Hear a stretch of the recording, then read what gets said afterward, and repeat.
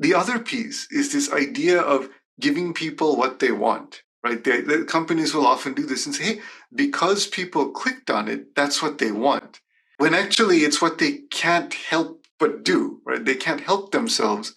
Because if you live on a feed, if you see a sort of sensational image, right, that sort of piques your interest, you're going to click on that. But that doesn't mean that's what you wanted to do. If a big flashing thing comes, your eye will go to that. It doesn't mean you wanted to look at that. If you see, one of the analogies we make is if you're driving on the highway and you see a car crash and an AI is kind of observing you, right? And they say, oh, wow, look, humans seem to love car crashes. They always look at car crashes. Let's make a world with car crashes everywhere, right? Obviously, that's not what we want. We look at car crashes because we know that that's kind of related to our survival. So we tend to be very kind of on alert there, and we look at that. But it doesn't mean that's the world we want. And so the analogy there is that our feeds are often full of metaphorical car crashes.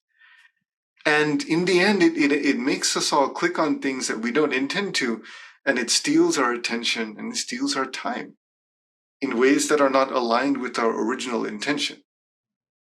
So the question is, what would be a much wiser world would be a world where the tools that we have or the places where we spend time ask us what our intention is instead of inferring that based on what we click on.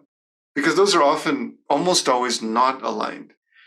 And the problem is, if they did that, and they really tried to guide us to what we intend, our time on site would be much shorter.